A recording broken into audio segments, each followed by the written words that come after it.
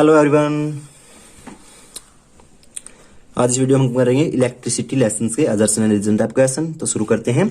अजर्सन दी है first question, the 20 watt bulb glow with more brightness than 100 watt bulb. ठीक है, इसने बोला है जो 200 वाट का बल्ब है वो ज्यादा ग्लो करता है किससे, 100 वाट के बल्ब से। ठीक है, तो रीजन तो ये तो बिल्कुल सही है, जो 100 वाट का बल्ब है वो कम ग्लो करेगा और 200 वाट का बल्ब क्या करेगा, ज्यादा ग्लो करेगा, उसकी पावर ज्यादा है। ठीक है, तो रीजन इसका बिल्कुल अजर्सन इसका बिल्कुल ट्रू है। रीजन इसने क्या दिया है, a 100 watt bulb has more resistance than a 200 watt bulb. अब हमें पता है पावर हमारा होता है किसके इक्वल, V square divide by R के इक्वल। ठीक है, तो इससे हम अंदाजा लगा सकते हैं जो पावर है वो रेजिस्टेंस के क्या है, इनवर्सली प्रोपोर्शनल है। अगर पावर ज्यादा होगी तो ऑब्वियस सी बात है उसका रेजिस्टेंस भी कम होगा। तो इसलिए जो 200 वाट का बल्ब है उसका रेजिस्टेंस क्या होगा, यहाँ पे 200 वाट का रेजिस्टेंस कम होगा as compare to 100 watt bulb, क्योंकि उसकी पावर कम है। जिसकी पावर कम होगी उसका रेजिस्टेंस भी ज्यादा होगा। तो रीजन इसका बिल्कुल ट्रू है। ठीक है, रीजन क्या है इसका, बिल्कुल ट्रू है। और जब इसका रेजिस्टेंस कम होगा तो वो ग्लो भी ज्यादा ही करेगा। ठीक है, तो ये हमारे अजर्सन को करेक्टली एक्सप्लेन भी कर रहा है, इसलिए हमारा answer A is correct answer. ठीक है, सेकंड क्वेश्चन देखिए, at high temperature metal wire have a greater chance of short circuiting. अगर टेम्परेचर हाई कर देते हैं हम किसी सर्किट का तो उस टेम्परेचर हाई होने की वजह से शॉर्ट सर्किट के चांसेस ज्यादा बढ़ जाते हैं। शॉर्ट सर्किट के चांस क्या हो जाएंगे, ज्यादा हो जाएंगे। ऐसा क्यों, क्योंकि हो सकता है ज्यादा टेम्परेचर की वजह से जो उसकी इंसुलेशन है, वायर की कनेक्टिंग वायर की इंसुलेशन है जो प्लास्टिक पीवीसी ऊपर चढ़ी होती है वो वहां पे मेल्ट हो सकती है और लाइव वायर और न्यूट्रल वायर कॉन्टेक्ट में आ सकती है। ठीक है, इस वजह से जो शॉर्ट सर्किट के चांसेस है हाई टेम्परेचर पे ज्यादा हो जाते हैं। तो अजर्सन यहाँ पे बिल्कुल ट्रू है। रीजन इसने दिया है both resistance and resistivity of material very with temperature. अब हमने पढ़ा है जो रेजिस्टेंस है और रेजिस्टिविटी है दोनों ही अगर टेम्परेचर चेंज करेंगे, टेम्परेचर कम या ज्यादा करेंगे तो वो भी घटेंगे, बढ़ेंगे या इंक्रीज डिक्रीज होंगे। रीजन तो रीजन भी यहाँ पे बिल्कुल ट्रू है। लेकिन भाई ये इसके बारे में तो कुछ नहीं बता रहा कि वायर में शॉर्ट सर्किटिंग क्यों हो जाती है। ठीक है, तो टेम्परेचर बढ़ाएंगे तो रेजिस्टेंस बढ़ेगा, बिल्कुल ठीक है। रेजिस्टिविटी भी बढ़ेगी, बिल्कुल उसकी ठीक है। ठीक है, और वो टेम्परेचर बढ़ाने से जो वायर गर्म हो जाएंगे और शॉर्ट सर्किट उनका हो सकता है। ठीक है, तो यहाँ पे जो रीजन है वो इसको एक्सप्लेन भी कर रहा है करेक्टली। तो इसलिए हमारा ऑप्शन नंबर ए क्या होगा, हमारा इंक्रीज नहीं, जो अजर्सन और रीजन हमारे ट्रू है और जो रीजन है वो कंप्लीटली एक्सप्लेन भी कर रहा है किसको, अजर्सन को कंप्लीटली करेक्टली एक्सप्लेन भी कर रहा है। ठीक है, तो ऑप्शन हमारा ए यहाँ पे करेक्ट आंसर हो जाएगा। Question number third, heater wire must have high resistance and high melting point. अगर हमें हीटर लेना है और हम उसकी वायर ले लें कैसी, जिसका रेजिस्टेंस कम हो, अगर हम उसके अंदर कॉपर वायर का उसके अंदर एलिमेंट लगा दें तो क्या वो हीट कर पाएगा किसी चीज को, बिल्कुल नहीं कर पाएगा। उसकी रेजिस्टिविटी कम होती है और रेजिस्टिविटी, क्योंकि हमें पता है हीट किसकी इक्वल होती है, I स्क्वायर RT के। रेजिस्टेंस जितना ज्यादा लेंगे हम हीट भी उतनी ही ज्यादा वो प्रोड्यूस करेगा। ठीक है, जो H है वो डायरेक्टली प्रोपोर्शनल किसकी होता है, हमारा रेजिस्टेंस की। अगर रेजिस्टेंस ज्यादा होगा तो हीट भी हमारी वहां पे ज्यादा ही होगी। तो इसलिए जो हीटर है उसकी वायर की रेजिस्टेंस और मेल्टिंग पॉइंट भी हाई होना चाहिए, क्योंकि अगर हाई टेम्परेचर पे अगर कोई लो मेल्टिंग पॉइंट का हाई रेजिस्टेंस का हम कोई एलिमेंट लेंगे तो वो वहां पे मेल्ट हो सकता है। इसलिए हम क्या करेंगे, उसका मेल्टिंग पॉइंट भी हाई लेंगे। तो यहाँ पे अजर्सन बिल्कुल ट्रू है। रीजन इसने दिया है heating element of electric heater made of nichrome. अब रीजन भी इसका बिल्कुल सही है। जो एलिमेंट वायर है वो निक्रोम की बनी होती है, एक तरह का एलॉय है जो निकल और क्रोमियम से बना होता है। ठीक है, तो ये भी बिल्कुल सही है कि निक्रोम की बनी होती है। और जो निक्रोम एलॉय है उसका मेल्टिंग पॉइंट भी हाई होता है और उसकी रेजिस्टेंस भी हाई होता है भाई। ठीक है, इसलिए उसके क्या बना जाते हैं, हीटर एलिमेंट बनाए जाते हैं। तो यहाँ पे जो रीजन है वो बिल्कुल अजर्सन को कंप्लीट करेक्टली एक्सप्लेन भी कर रहा है। तो इसलिए हमारा option number A correct answer यहाँ पे हो जाएगा। ठीक है, तो फोर्थ क्वेश्चन पे हम चलते हैं।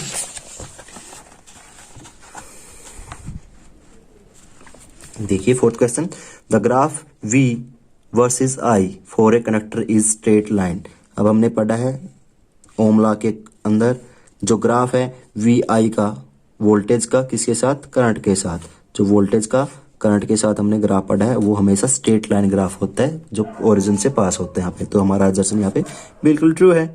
और according to Ohm law electric current flowing through a conductor is directly proportional to the potential difference across its end. अब ओम लॉ के अकॉर्डिंग हमने ये भी पढ़ा है जो पोटेंशियल डिफरेंस होता है वो डायरेक्टली प्रोपोर्शनल होता है हमारा किसके, करंट के। ठीक है, तो ये भी हमारा बिल्कुल सही है, ये भी हमारा बिल्कुल सही है। और वो असर्शन को क्या कर रहा है, अब दोनों डायरेक्टली प्रोपोर्शनल होंगे तो ग्राफ ऐसा ही बनेगा भाई। ठीक है, स्ट्रेट लाइन ग्राफ ही बनेगा अगर हमारे डायरेक्टली प्रोपोर्शनल है। तो इसलिए हमारा ऑप्शन नंबर ए ही हमारा करेक्ट आंसर यहाँ पे हो जाएगा। ठीक है, तो question number 5, when length of wire is double then its resistance also get double. जब हम किसी वायर को डबल कर देते हैं, अब हमें पता है जो आर है वो डायरेक्टली प्रोपोर्शनल होता है हमारा लेंथ के। अगर लेंथ हम डबल कर देंगे, अगर लेंथ को मैं डबल कर दूंगा तो रेजिस्टेंस भी क्या हो जाएगा, यहाँ पे डबल हो जाएगा। तो यहाँ पे असर्शन बिल्कुल ट्रू है। रीजन इसने दिया है the resistance of wire is directly proportional to its length, तो ये भी बिल्कुल सही है भाई, क्योंकि अभी मैं बोल रहा है जो रेजिस्टेंस है वो लेंथ के डायरेक्टली प्रोपोर्शनल होता है, इसलिए हमारा रीजन भी बिल्कुल ट्रू है। और जो रीजन है वो असर्शन को करेक्टली एक्सप्लेन भी कर रहा है, इसलिए option number A is the correct answer. Question number 6, assertion दी है connecting wire are made of copper.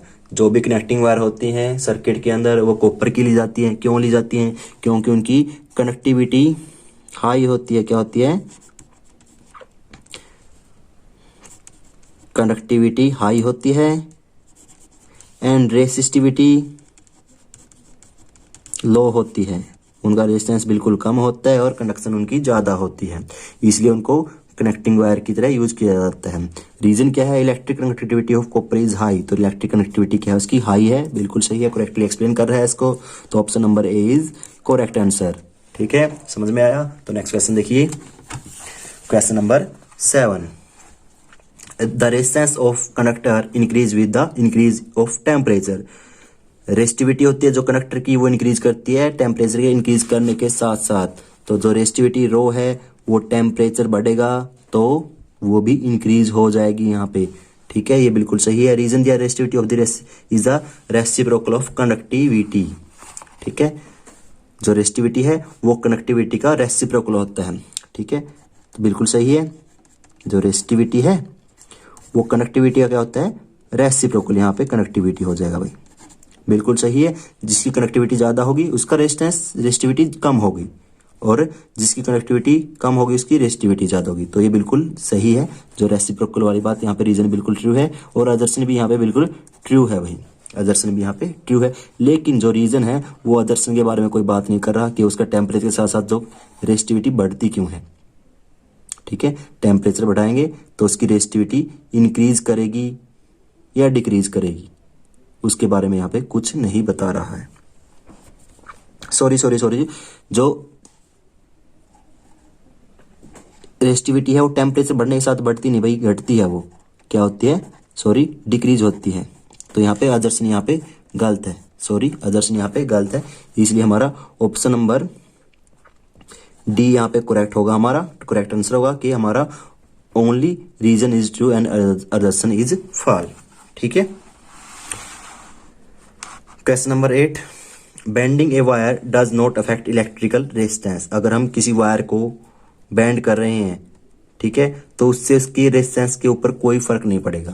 तो ये बिल्कुल करेक्ट है। अगर वायर को अगर हम बेंड करेंगे, मोड़ेंगे, तो उससे उसका ना तो एरिया बढ़ेगा ना घटेगा, ना तो उसके एरिया के ऊपर फर्क पड़ेगा कोई, और ना ही क्या उसकी जो लेंथ है उसके ऊपर कोई फर्क पड़ने वाला। ठीक है, तो रेजिस्टेंस है जो सिर्फ लेंथ के और एरिया के ऊपर डिपेंडेंट होता है, या फिर नेचर, मटेरियल का नेचर भी सेम टू सेम रहेगा। तो इसी असर्शन हमारा यहाँ पे ट्रू हो जाएगा। रीजन इसने दिया है resistance of wire is proportional to resistivity of material. जो रेजिस्टेंस है वो किसके प्रोपोर्शनल होता है, रेजिस्टिविटी ऑफ मटेरियल के प्रोपोर्शनल होता है।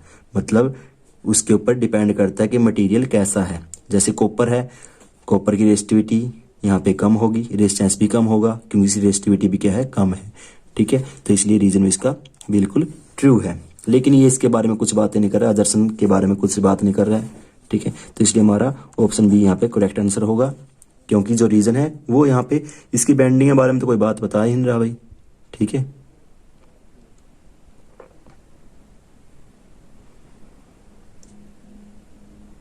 सॉरी यहाँ पे आंसर हो जाएगा इसका ए, क्योंकि जो रेजिस्टेंस है, इसने बोला है रेजिस्टेंस अफेक्ट नहीं होगा बैंड करने से, और रेजिस्टेंस डिपेंड करता है मटेरियल के ऊपर, क्योंकि जब हमने उसको बैंड किया तो मटेरियल तो उसका चेंज हुआ ही नहीं भाई। ठीक है, तो इसलिए ऑप्शन नंबर ए हमारे यहाँ पे करेक्ट आंसर हो जाएगा। और क्योंकि जो रीजन है वो क्या कर रहा है, अजर्सन को करेक्टली एक्सप्लेन कर रहा है यहाँ पे। ठीक है, तो क्वेश्चन नंबर यहाँ पे 9 देखिए, resistivity depend on the nature of material. जो रेजिस्टिविटी है वो डिपेंड करेगी नेचर ऑफ मटेरियल के ऊपर। ये बिल्कुल सही है, किस तरह का हमने मटेरियल लिया उसके ऊपर ही उसकी रेजिस्टिविटी डिपेंड करेगी। रीजन इसने दिया, when a wire of resistivity is pulled to double, when a wire of resistivity, कोई वायर जिसकी रेजिस्टिविटी रो है और उसको डबल किया जाता है, उसकी लेंथ बढ़ा जाती है, तो इससे resistivity remain the same.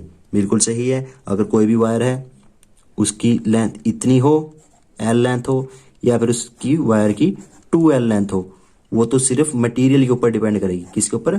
Material और नेचर ऑफ मटेरियल। मटेरियल का नेचर कैसा है उसके ऊपर रेजिस्टिविटी डिपेंड करेगी, ना कि उसकी लेंथ के ऊपर। तो यहाँ पे रीजन भी बिल्कुल ट्रू है। ठीक है, रीजन भी यहाँ पे बिल्कुल ट्रू है, और ये अजर्सन को करेक्टली एक्सप्लेन भी कर रहा है, इसलिए ऑप्शन नंबर ए हमारा यहाँ पे करेक्ट आंसर यहाँ पे हो जाएगा इसका। आई होप आप लोगों को अच्छे से समझ में आएंगे और क्लियर भी हो गया होगा आपका ये। And thank you and have a nice day.